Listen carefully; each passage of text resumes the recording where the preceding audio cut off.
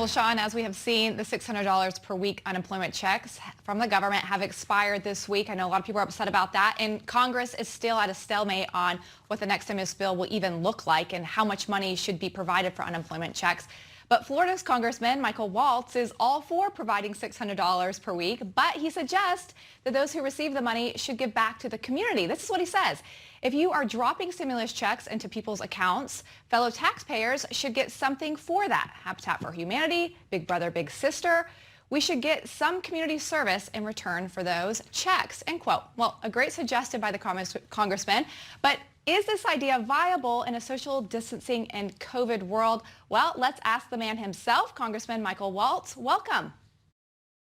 Yeah, thanks so much. And I just want to clarify one piece. I have real issue with this federal supplement on top of state unemployment that already exists. My position was, though, if we are going to do it, which I have real concerns about the spending, but if we are going to, the taxpayer should get something back for it.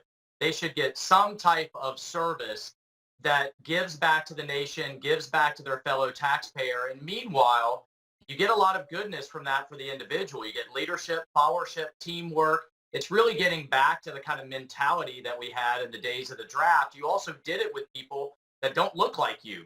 And a veteran from World War II once said to me, the first African-American he ever spoke to was his bunkmate in the Navy, and then they became lifelong friends.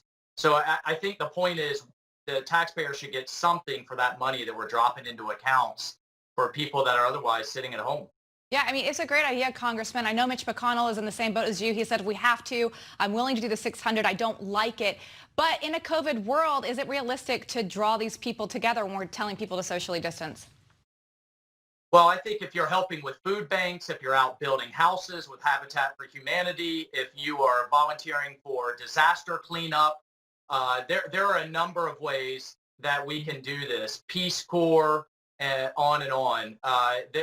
Look, I've said from day one, we can walk and chew gum. We can be socially distanced. We can be safe, and we can help each other out without shutting the entire country down. Congressman, when does this end? And I know that's a very tough question to answer. But what I'm saying by that is that we keep passing these things for months on end where people are going to get $600. And if they don't incorporate your idea into this, then at what point does there become an incentive to actually want to return to work if you keep paying people $600 not to show up? When is the right time? Is it when the COVID curve flattens, when the vaccine's available? When does this stop? Well, I think the spending, at the end of the day, the federal government can't print our way out of this crisis. And we cannot, with taxpayer dollars, fund the entire economy. That's why we have to open up and do it in a way that's smart and reasonable. But if you ask AOC and the left, they're perfectly fine with not going back to work. That they don't think work is a good thing. I think it's a source of pride. I think it's a source of self-esteem. And we have to find ways to do both safely. Just keeping the entire economy shut down isn't an option, and continuing to go back to the federal government to print our way. I think we're running out of green ink here, Sean, in Washington, D.C. We're printing so much money. So at the end of the day, that we have to keep in mind what the goal was, which was to flatten the curve so that our hospital system is ready. I think in many ways we've largely done that.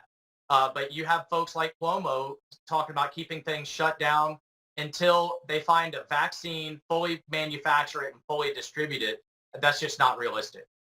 Congressman, by the way, I think I've got your problem solved, because like everything else that we do these days, we'll probably turn to China to buy the green ink, to print more money, for them to buy more debt, for us to buy more PPE from them who started this problem. So I think that's solved. We'll surely turn to China to solve our problems that they created. Don't worry. I think we got. Well, at the end of the day, though, sadly, China is the big winner here. Even as they are banking on us bankrupting ourselves over time.